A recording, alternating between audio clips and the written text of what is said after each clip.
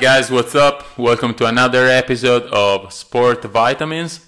It's an honor to have Mike Hill today with us. Mike is the Associate Athletics Director of Sports Performance at Georgetown University. Welcome with us. Thank you. Thank you. It's an honor to be here. How's the season going so far? It's up and down. It's ebbing and flowing. So we started out a little good. We went through a valley, and now we're kind of at a peak. So we're 6-3. We play Syracuse. We got a big game on Saturday, and then we have 2 more games before the holiday break. So I guess these next 3 will kind of determine, how high that peak goes. And, it's always throughout the years, I've been doing this now 16 years. And so, Coach Thompson, JT3, who was here previously, had told me, you can never get too never get too low with the lows and never too high with the highs. You kind of just got to stay even keel, and just stay the course and stay the process. So 6-3, happy, but could be a little bit happier. So great. The first time I had the chance to speak with you was many years ago, 3 years ago, and after I watched an episode of a podcast with Alan Stein. There was definitely one of those haha moments for me, and I was like, okay, I need to reach out to this guy, and I need to shoot him a message. And I sent you an email, and you answered right after it. And I can imagine that you have a lot of coaches that reach out to you every single day, but you took the time to answer me back. And we changed a few emails after that, and now you're on here on my podcast. Yeah.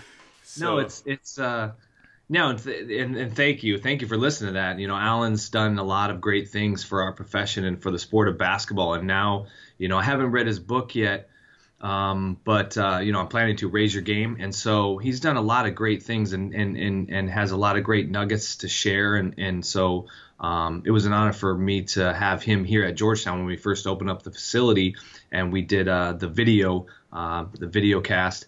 And I'm glad.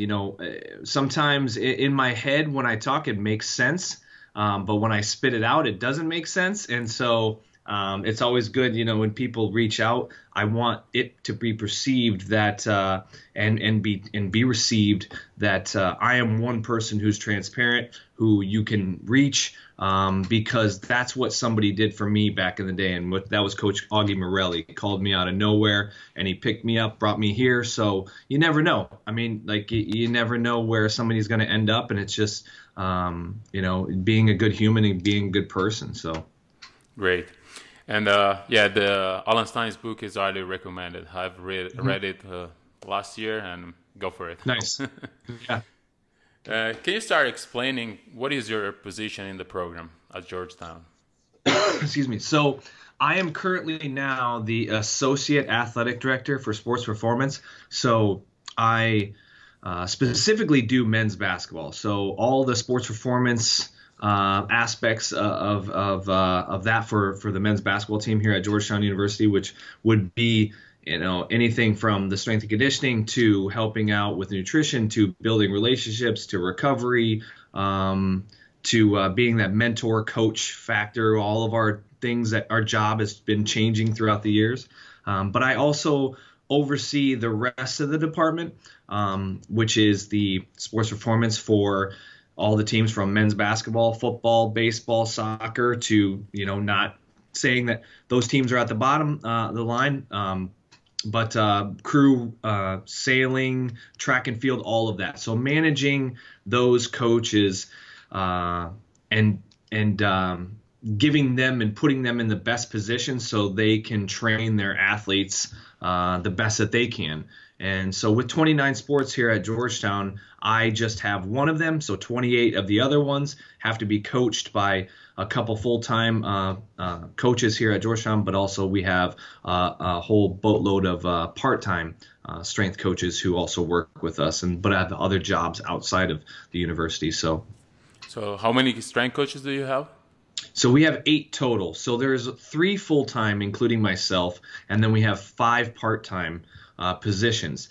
Those 5 part-time positions, obviously, it's hard to break into the field of strength and conditioning. So Those five part-time used to be what we called full-time internships. So we would pay for them to get their CSCCA. They would come here. We would help them find another job outside of Georgetown University, but they were still accredited strength coaches. Most of them had master's degrees, if not more, multiple certifications. They were just trying to get their foot in the door. So it's kind of that, reach one, teach one kind of thing. How I got here, it's there's only 3 full-time positions that don't move around so much, and so the other 5 that we have, they've come in and stayed. And some stayed for a couple of years, some stayed for just 1 year. But we do get good quality green coaches who are excited, and our athletes have benefited from it. So, listening to other podcasts, you have been always involved in sports, right? So becoming a strength coach was up your alley. And how did you get a foot in the door?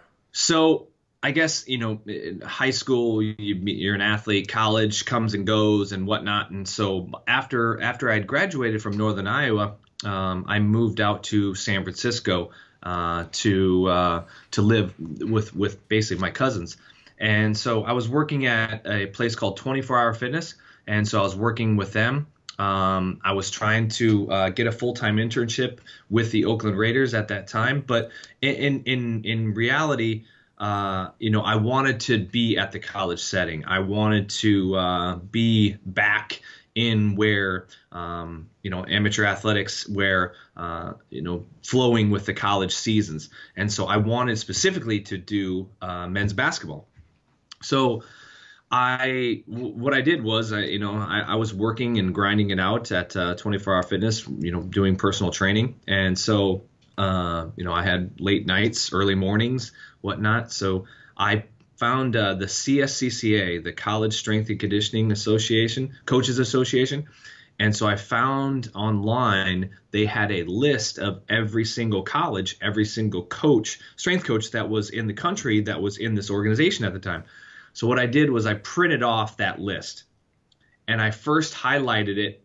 Where could I live and who did I know, right? So the where could I live, there was a lot of places. Who do I know? There was not many. So I started doing research going down the line with each one of those, literally all those programs on that list, finding out. And this is back when I had a flip phone. So I used to have a flip cell phone. So it wasn't like you could search the internet on your phone in your downtime. You had to physically go to a place, search the internet. So finding out emails and phone numbers, and then sending out all that information and trying to get that back. Like I said in Alan Stein's video, I got a lot of no's, and I got a few gems that were yeses.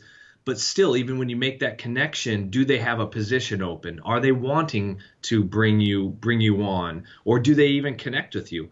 And so each time I would get one of those little gems, I would plug it into my cell phone, into my flip phone. And so it just so happens that Coach Morelli here at Georgetown University had called me early morning, and it was about 8 o'clock East Coast time and 5 o'clock-ish in the morning and on the West Coast. And I just so happened I didn't have any morning sessions that morning, and he called me, and he was like, "Hey, Mike, are you awake?" And I was totally sleeping. But he asked me if I wanted the position, and I don't think he realized that I was in California. And so I told him I'd be there tomorrow because I was nervous. But I ended up showing up, and it worked, and it was a great relationship right from the start. I mean, I didn't have a brother, so I didn't have that kind of mentor older figure in my life. I had other people, but not someone in the profession like him. And so I owe a great deal of gratitude and debt to him for reaching out and pulling me in, and then taking me under his wing, really. And it was a perfect time because there was only one strength coach here in him. There was another part-time strength coach, volunteer, which was Coach Harrison Bernstein. And then we had a couple of other people who were in and out.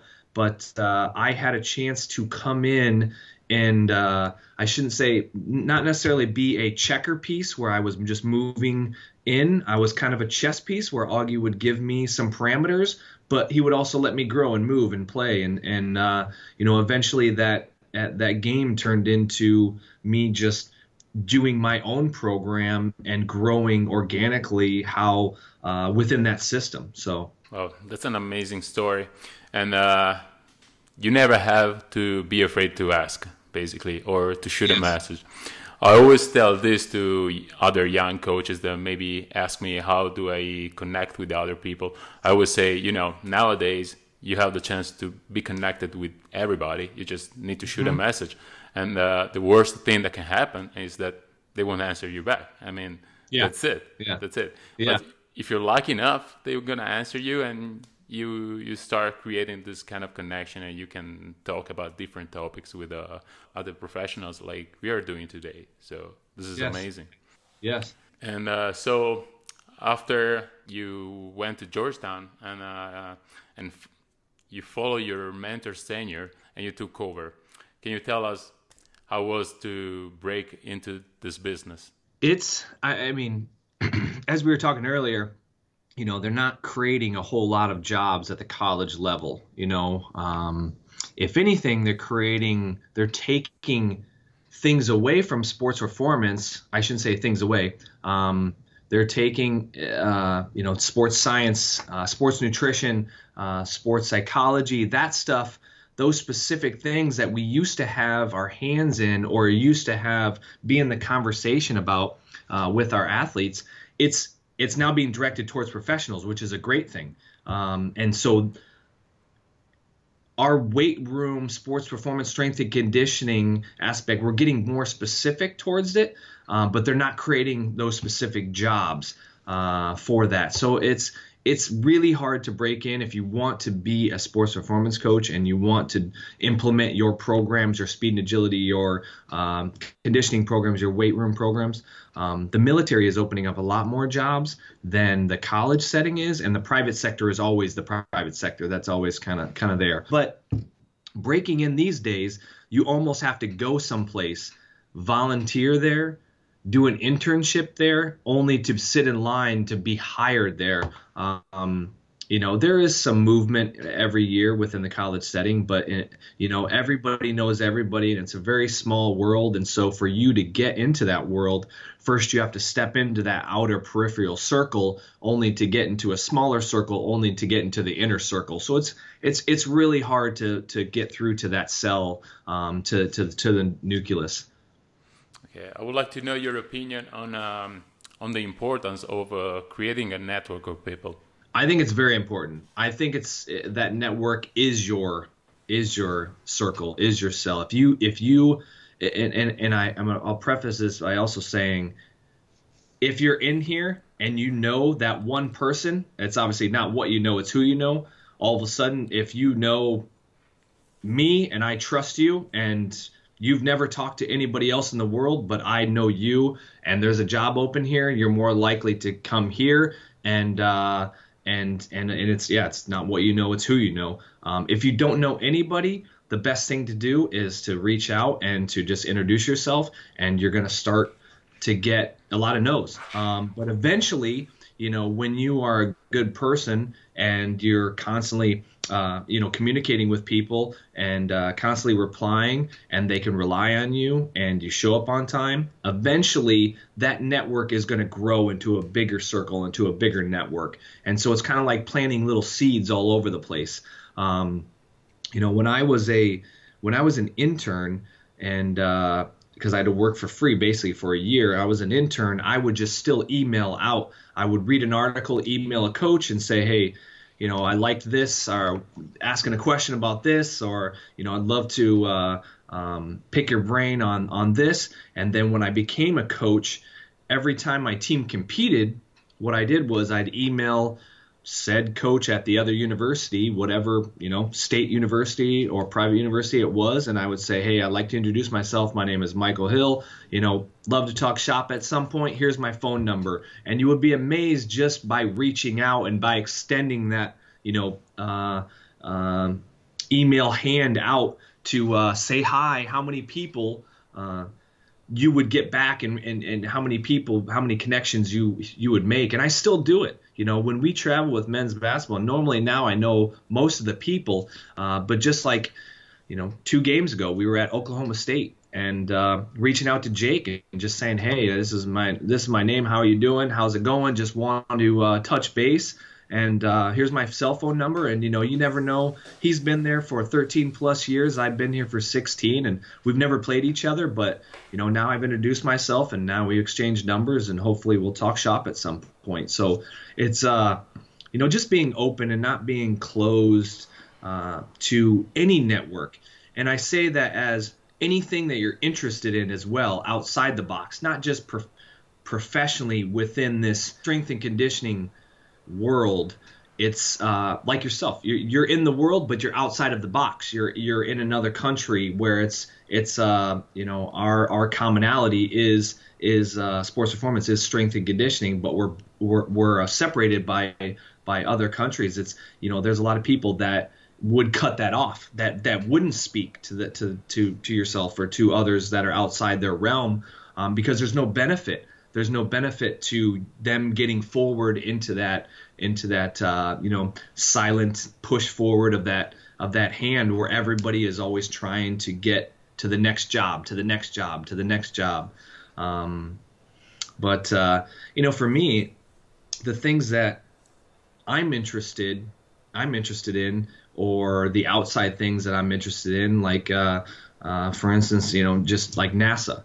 I follow them on Instagram. I follow their stories. Sometimes I log in and type in to just get a live feed. And so one day I wanted to reach out to their strength coaches. They got to have strength coaches for NASA, right? And so I spoke to those guys and exchanged information with them, and it was great for me. So it's that's what I mean by looking outside the box as well. But I do that all the time. I reach out to other people and other institutions and other universities, and so I think you should do that as a professional. I think that's a way to always kind of be learning, but learning in your profession while also learning outside of your profession. I think that's very important.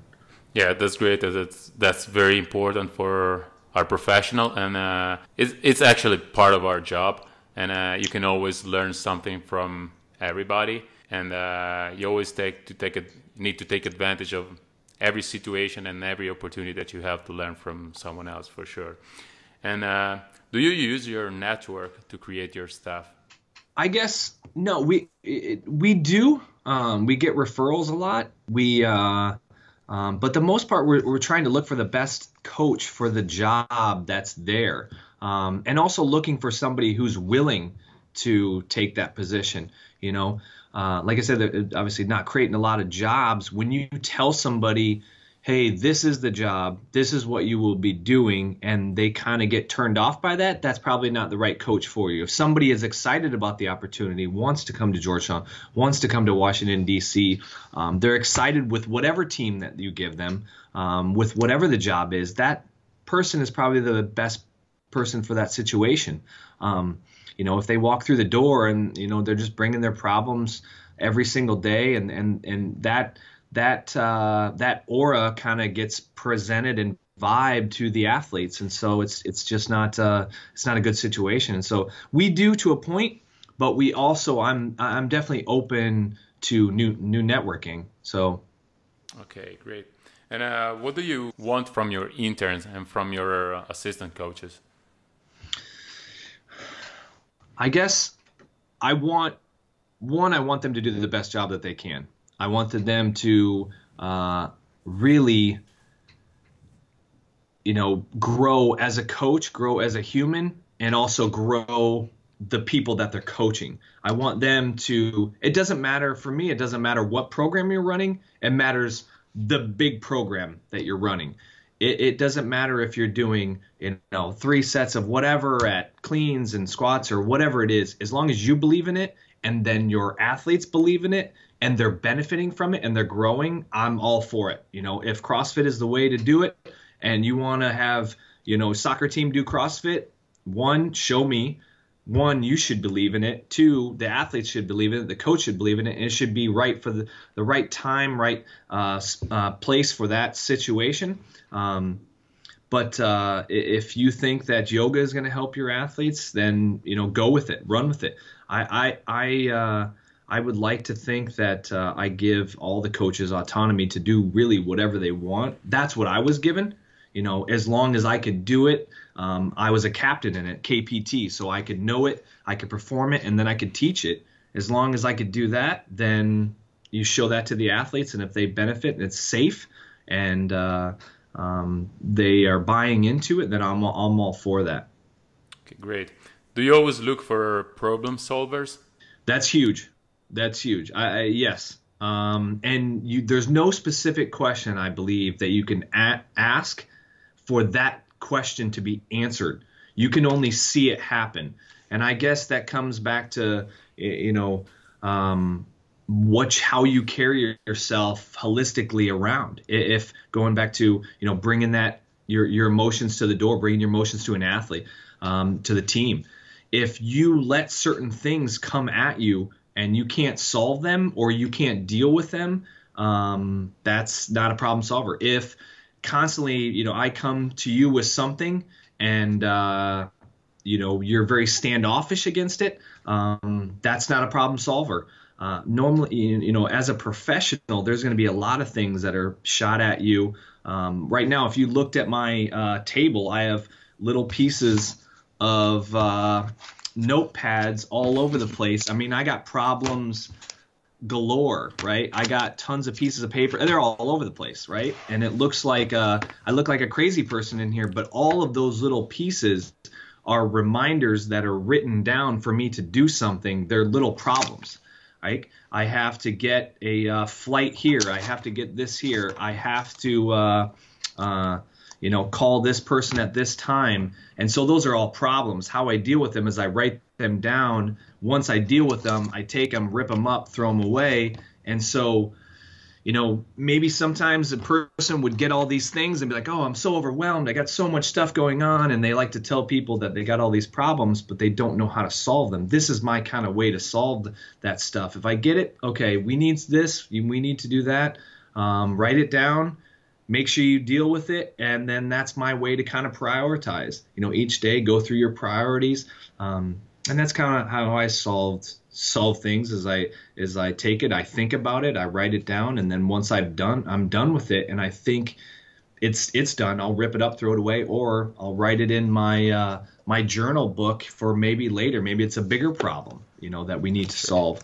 But I'm just not a big fan of people who deflect things, who will deflect, and that's not my job to do it. And that's, I'm going to stay in my lane and do this. I'd like people who can, I shouldn't say yes, but say, okay, I don't know the answer to that, but I know how to find the answer to that, or how can I help with that, or here's my contribution to that. If that's kind of a roundabout way of answering that question. Yeah, sure, of course. So basically your interns and your assistant coaches must be an asset for you, of course. They don't have to be a problem. That's huge. So let's move on and let's change the topic. Preparing for this podcast, I took a look at your Instagram page, and unlike other coaches, I'm one of those actually, that post their workouts. You don't actually. You don't post a lot of workout videos, but you post a lot of other interesting stuff like books, for example. Yeah. You also use an hashtag, right? Heels Book Club. Yeah. Can you please tell me something about it? So I actually, if you scroll down to earlier, I tried. I guess, my Instagram page and my social media stuff used to be all private, because that's not, I guess, who I am, but that's kind of the coach that I am. I'm not one to take my phone out and, take a picture of me working out with, said athlete. If a famous person comes in the room, I'm not just thinking I need to take a photo of this guy and, say, hey, we're getting some work in, or portray to be, a certain person's strength coach when I only worked with them one time.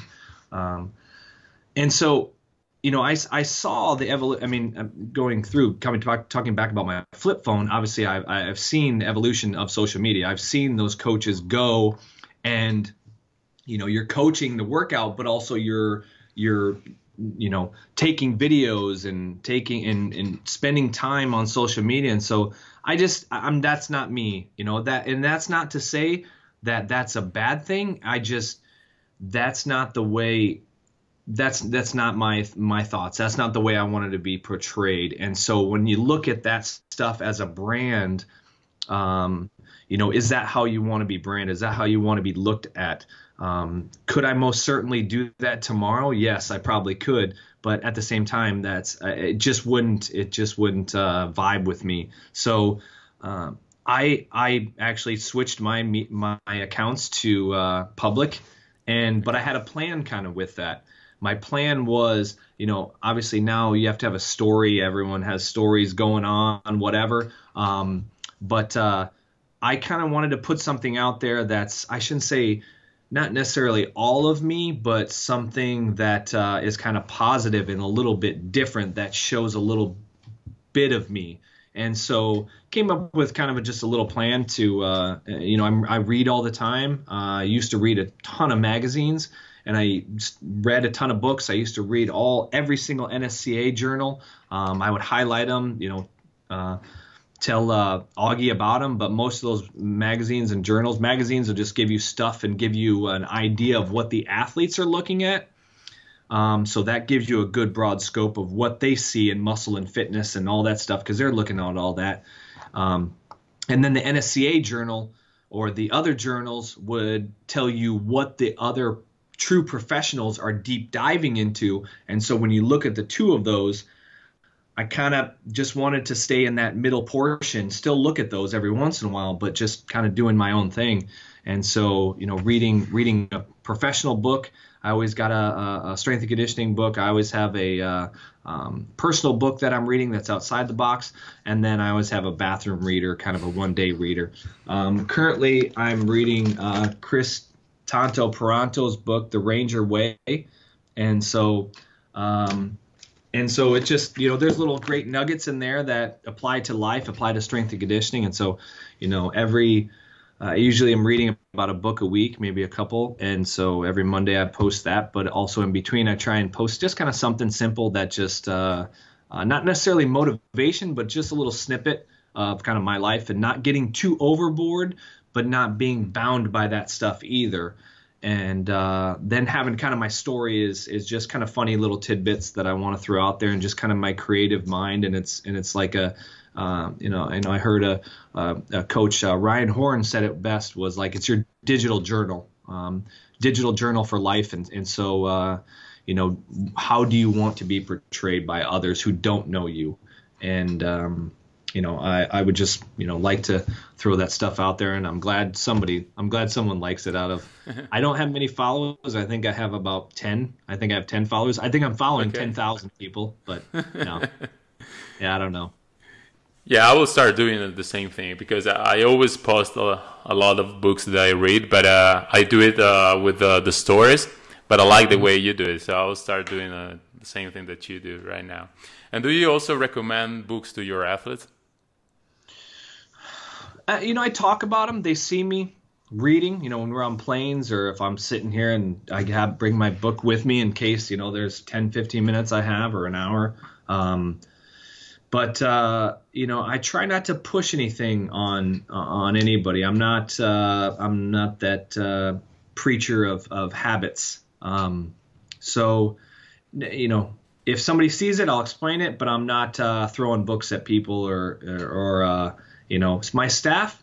Yeah, I always kind of ask them what they're reading, for Christmas, give them books, or kind of hand it out, and we do exchanges and things. But for the most part, people are going to read what they want to read, and whether I'm reading it or not. And so that's kind of, I guess, the social media, that's kind of my way of just, hey, if you want to read it, read it. I also don't post a positive or a negative with the book, because I don't believe I'm a book reviewer.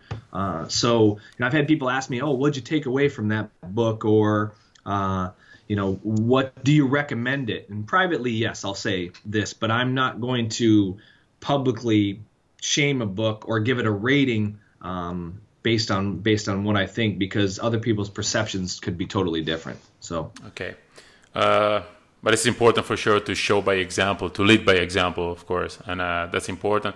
And I think it's also important that your players always see you reading, so in order to know that you're always prepared for them, and you're always up to date with what's going on in your industry. Yes, yeah, no, I agree, absolutely. And how do you make sure to keep leveling up? You know, in terms of continuing education and growing myself and leveling up and whatnot, I have, let me see, let me turn this.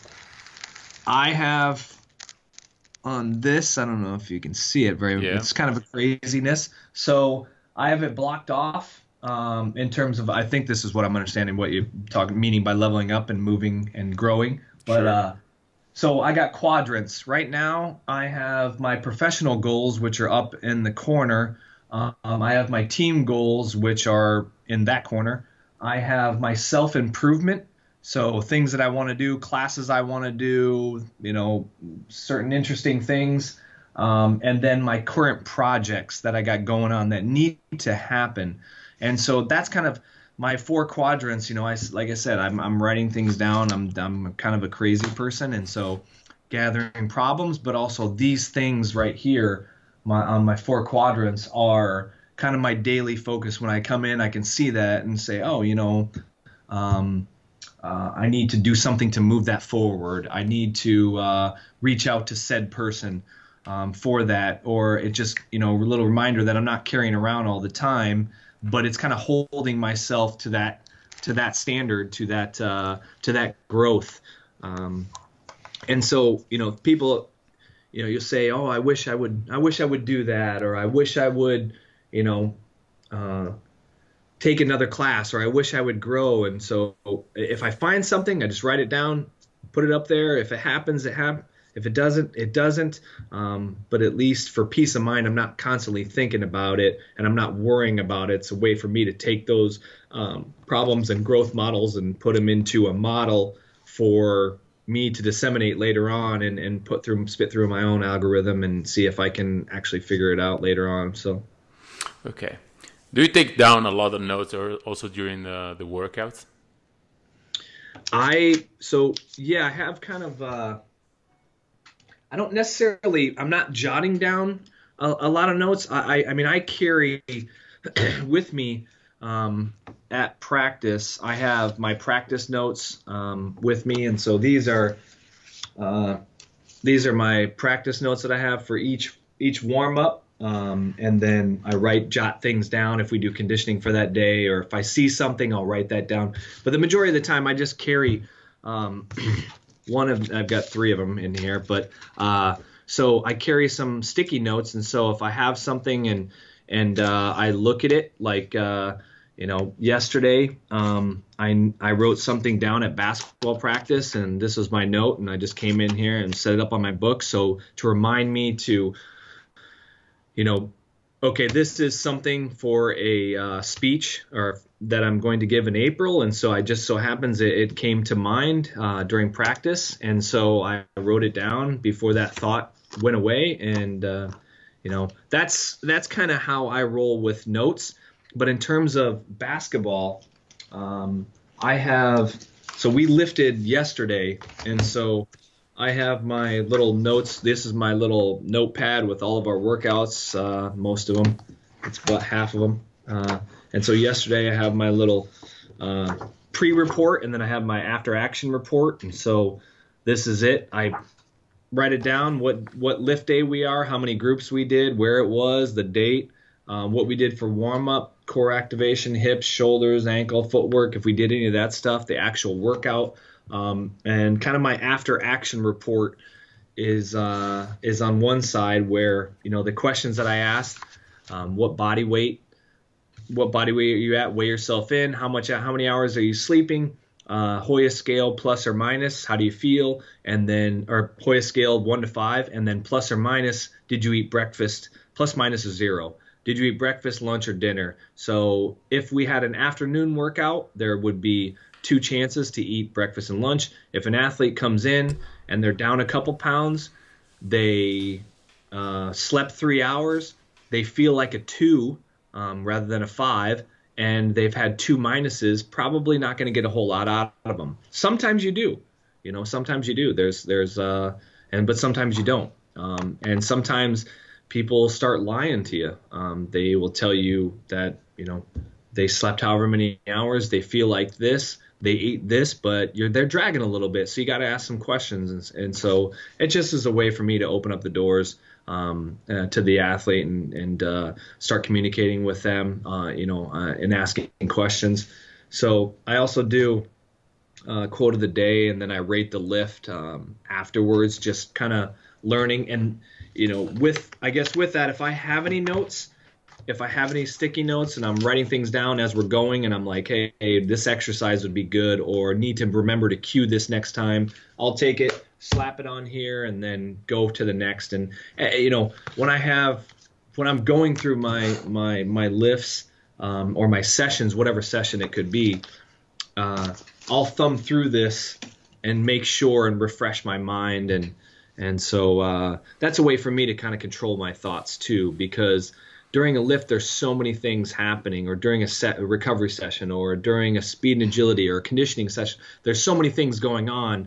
I try to be, as present as I possibly can, and try not to do the social media, try not to write too many things down, try not to have side conversations, try not to cross my arms, try not to put my hands in my pockets, try not to blow the whistle too much, all that stuff. So, yeah. I remember you told me about the question of the day 3 years ago, and that stayed in my mind. And I remember that you said that you used it to opening up lines of communication with your players. And this is very important, especially when you have a lot of young athletes like you do working in the NCAA. And you have to make them trust you, of course, which doesn't mean making friends with them, of course. But they have to trust you 100%. They have to know that you're here for them. And they also have to know that you're working for them to make them improve, right? Yeah, absolutely. Yeah, you hit the nail on the head with trust. The athletes, people talk about nobody cares what you know. They only know how much you care, and or care how much you care about them. And that comes with trust. If an athlete trusts you, they don't care about the sets and the reps. They trust you that you know what you're doing and that you have their best interests for them. And so once athletes can trust you, they're going to believe in you more and believe in the program more. And so I think that's huge. And trust is not.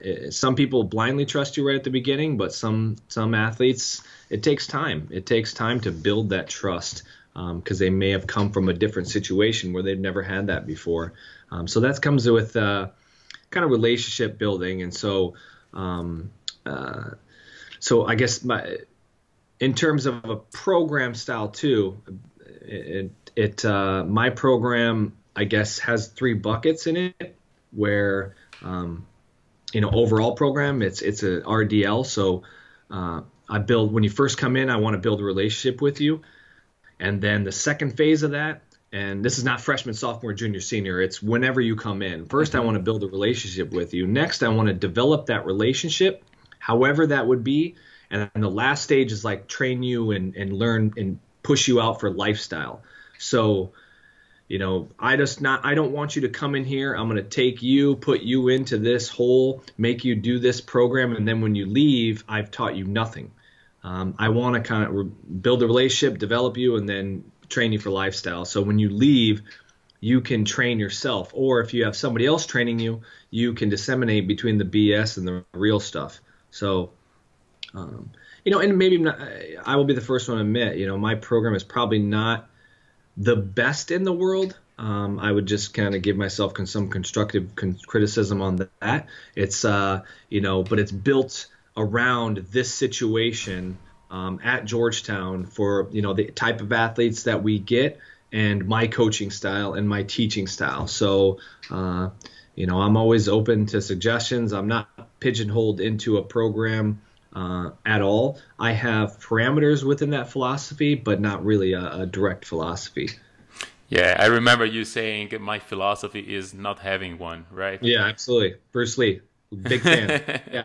But I think that's true. I think, now you're seeing more and more of that happen where, before they would define themselves by a specific program or a specific style. Whereas now I think that's bleeding into this melting pot of training where, everybody's doing a little bit of Olympic. Everybody's doing a little bit of powerlifting. Everyone's doing a little bit of jump training per se. Everyone's doing a little conditioning. Everyone's doing a little bit of circuit, to a certain point, and they're dabbing and picking and pulling all these great pieces of knowledge in it. And I think that's because the human evolution it's changing, it's evolving. We're adapting to a lot of different things, and so you either adapt or you won't evolve. And I think having to pull it now with social media, now with the age of the internet, people they don't have this tunnel vision. They're seeing things. They're seeing what you're doing. They're seeing what I'm doing. They're seeing what other people are doing, and so they want to do that. They're interested. They're looking on that void or that peripheral and wanting to get there. So yeah, I guess I always say that my program is really a third of what I want to do, a third of what the coaches want to see, and a third of what the athletes want to actually do. So it's a triangle effect of that. And not necessarily a circle. So great, I like it. I also remember you mentioning 3 years ago about your pretty unique way to assess the players. Like when they first arrive at Georgetown, you get them through a workout, right? And that's how you assess them. Mm-hmm. Normally, it's a good memory. Yeah. That's. I told you there was a great one for me. So. Yeah, so I guess the first thing I want is to watch that animal, and I'm not saying that as an animal, but just in the sense, watch the animal in their natural habitat. So one is I want to see them, walk through the door, how they carry themselves, their body language, their position, how they speak. Do they actually say hi? Do they shake your hand? All that stuff will tell you what you're dealing with.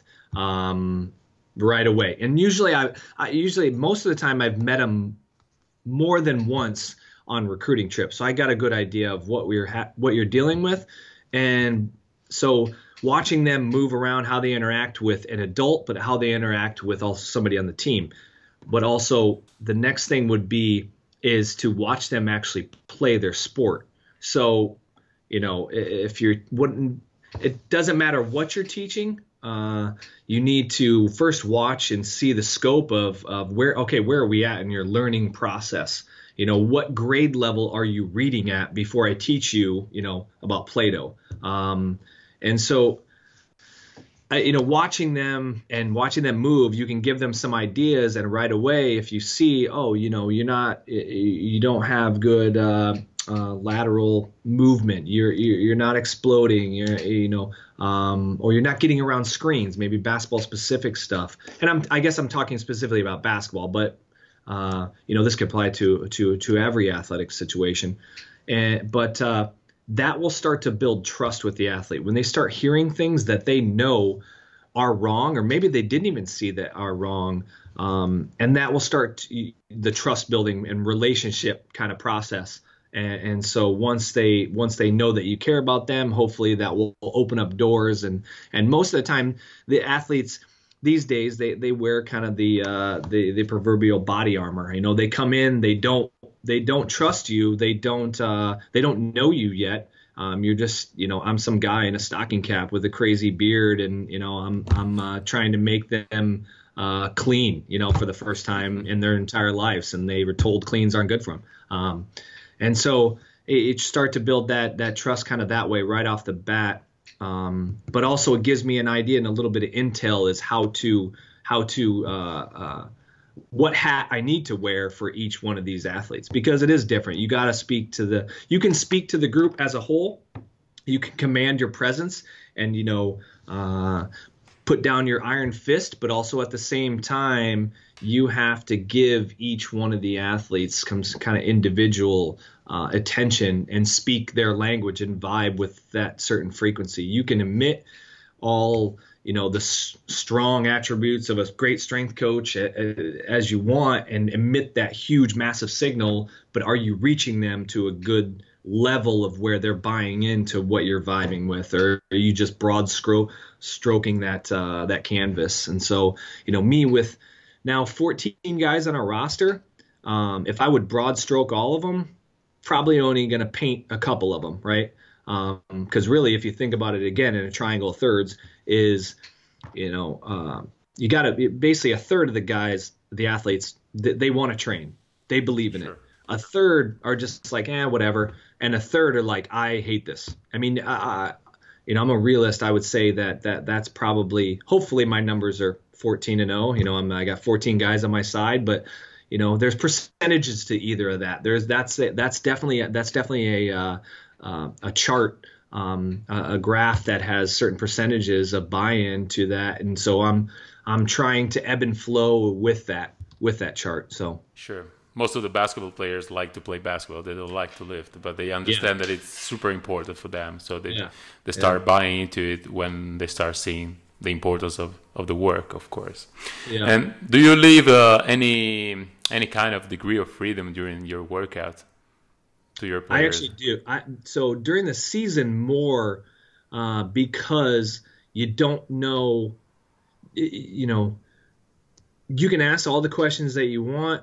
You can see, but at the end of the day, I'm not them. They know their own body. So yes, I do.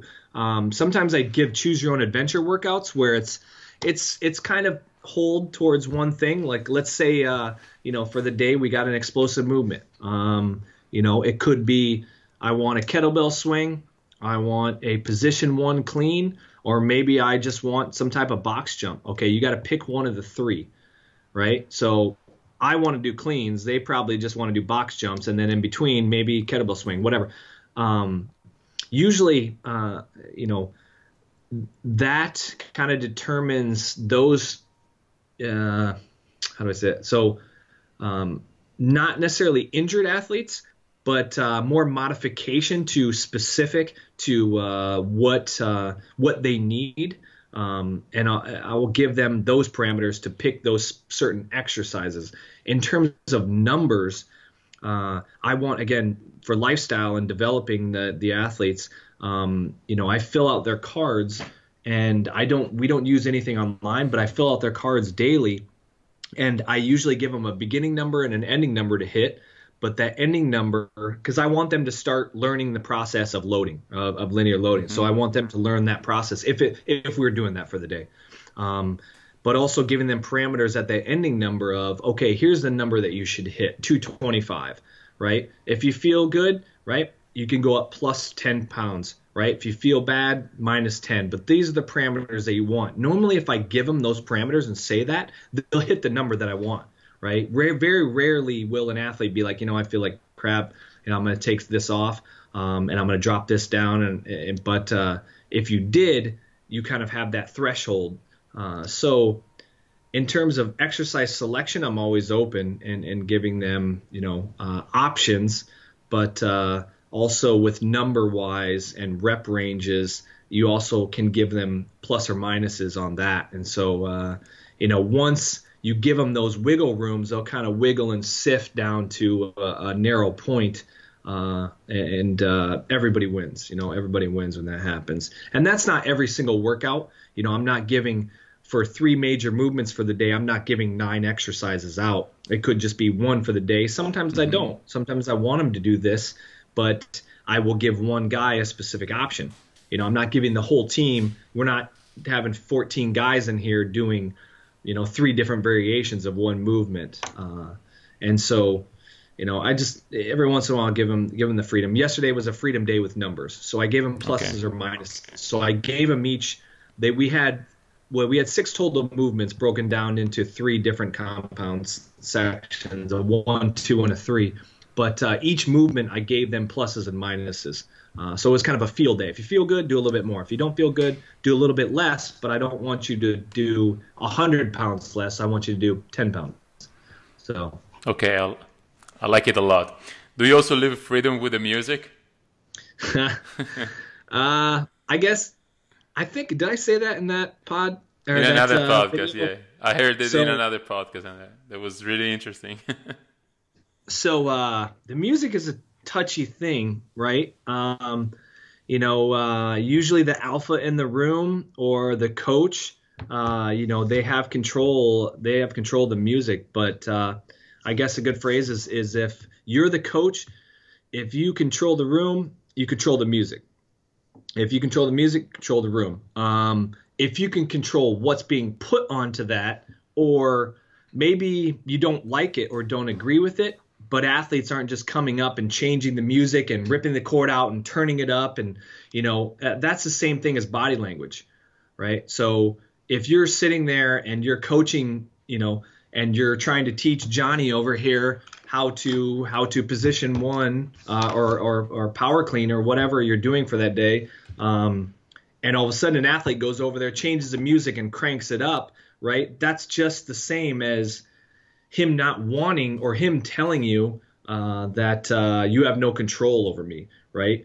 So it's kind of the inmates run the asylum type deal. If the guards couldn't make you go back to your rooms, or if a coach can't make you do what you want to do, or if you're not running the play right for coach, or if you're not, doing the right movement and you're kind of protesting in a certain way, that's I shouldn't call it insubordination, but it's a form of residual. It's a form of negativeness towards you, whether they know it or not. And so usually I went through a phase of letting the athletes play whatever they want. And I went through that, and I did that. And I went through those trials and tribulations of all of a sudden you're like, everybody's got their shirt off and they're swinging their shirt around their head and dancing in the mirrors. And you're like, what are you guys doing? Get back to your racks, get back, blowing the whistle or whatever. And so I had a hard stop, and I went really, really down, drastic. So in that valley of, I'm going to play the worst music ever. And, I'm not going to, I guess, name names or whatnot, but, I played some pretty bad music what the athletes didn't like, because I wanted them to tune that out. I wanted them to learn that mechanism. And you should, to a point. You should learn as an athlete how to tune things out, how to, when you go to a different arena or a different location and you're playing and somebody's yelling your name, you need to be able to tune him out and focus on that plan, and be able to tune out the music and focus on that bench press.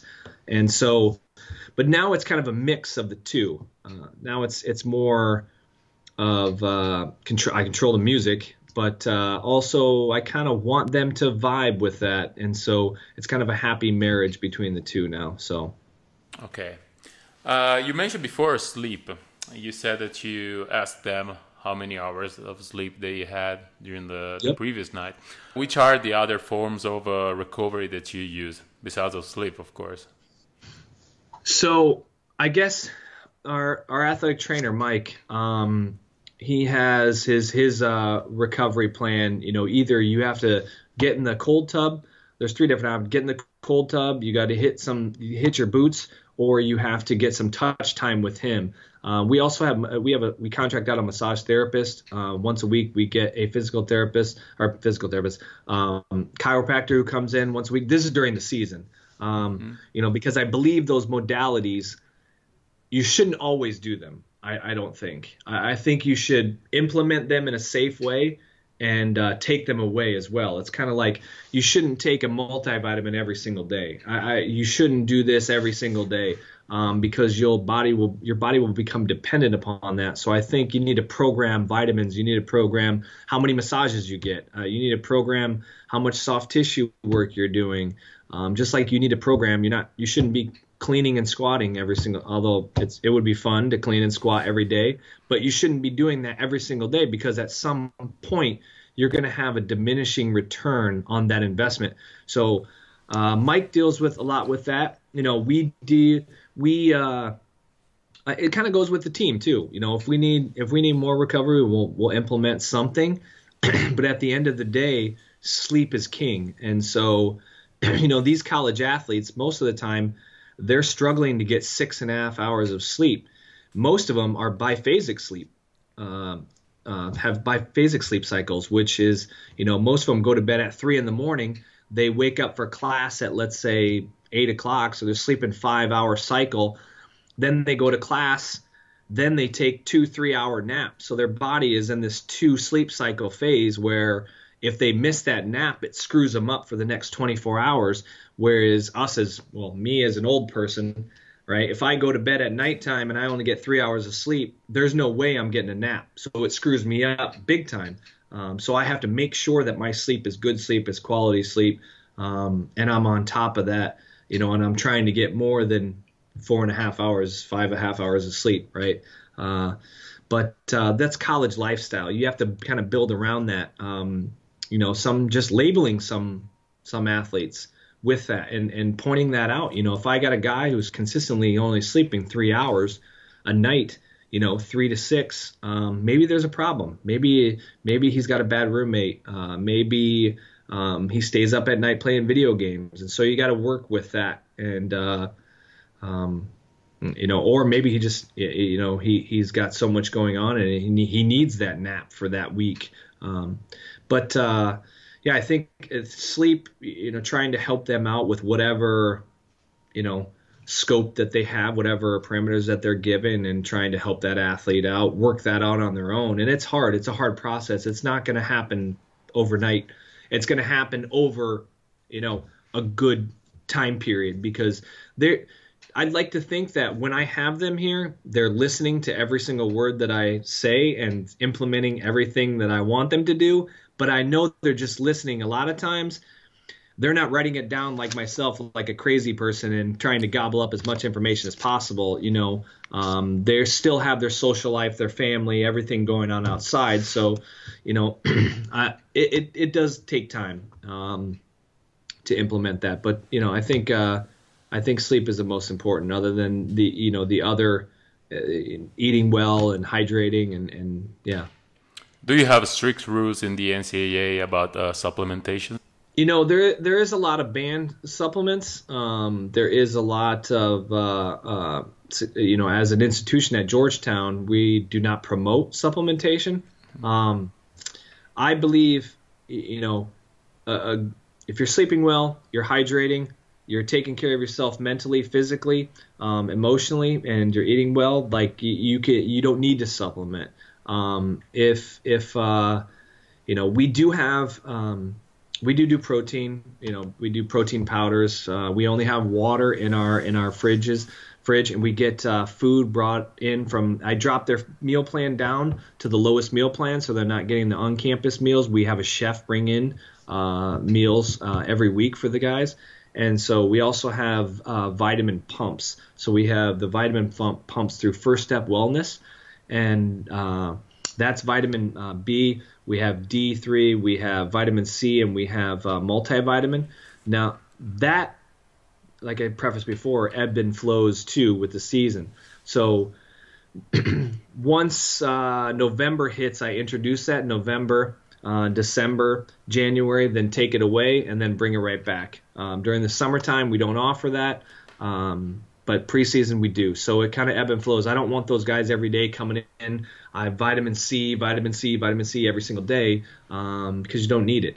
Also, we get all the guys tested to see if they're deficient in D in certain things. Everybody maybe before practice wants to take a B12 shot, but it's there if they need it. But not a lot of guys. I'd say about half the team use it. More coaches use it than anything. But no, I am a big proponent of just a good, well balanced diet. So yeah, I like it. Okay, Mike. So a lot of great content and great insights. We usually finish up with some rapid fire questions. So just I better drink my coffee here. Yeah, go ahead. Yeah. So the first one, your go-to exercise. Me personally, or for the athletes? Yeah, we can say both. I'll say me personally, I like to snatch. Okay. I like to snatch. For the athletes, I think trap bar deadlift has been very it's always been there, but it's now for basketball. It's the most, I guess, trusted exercise for the basketball athletes rather than a back squat. Our guys are better at front squatting than they are at back squatting, and I'm not. I could say a whole lot of things about angles, shin angles, and backs, and long levers and whatever, but at the same time, they love the front squat. So I'd probably say trap bar deadlift. Okay, and the last one. If you look at yourself 15 years ago, what would you say to that coach? I'm going to give the answer my parents would probably say is shave your beard. But I would say, I guess now I've been here for 16 years, so I could say what, when I first came here, what I would say to that person, but also probably next year, is I would say, honestly, take more time for myself, where I reach out, I do a lot of networking, but also that consumes me, and I'm thinking about it a lot, so where to create my network, to get things done, to reach out to people, to every little tidbit, every little thing that comes to mind, me writing it down. I want to do it. I want to create this stuff. And so answering all the universal things that are coming through my head. And so, but at the same time, I think I work out every morning. I take care of myself, but at the same time, I need to take more time away from this, I guess, profession, because it can consume you. And do more. That's what's so important about the reading thing is, every night I go, before I go to bed, I read, and that's kind of my time to recenter. I have a 5-year-old, my wife, Laura, is from Italy. So, but now I have a 5-year-old daughter. And so I would say now that's kind of shifted into her time, but my time as well, and my wife's time. And so when I was younger, and you need to do this, I think, to a point. You need to go all in on your profession, but at the same time, that quality of life, work-life balance, that's what I've struggled with, in recent years. And I think everybody struggles with that. And so it's hard to find that time and step away. So that's what I would probably say. Great answer. So if someone wants to follow you, what's your nickname on Instagram? It is actually license_2_Hill. And so my dad was a huge 007 fan, and my first cassette tape was Beastie Boys, License to Ill. And so kind of merged both of those two things together for License to Ill. But I have the same one on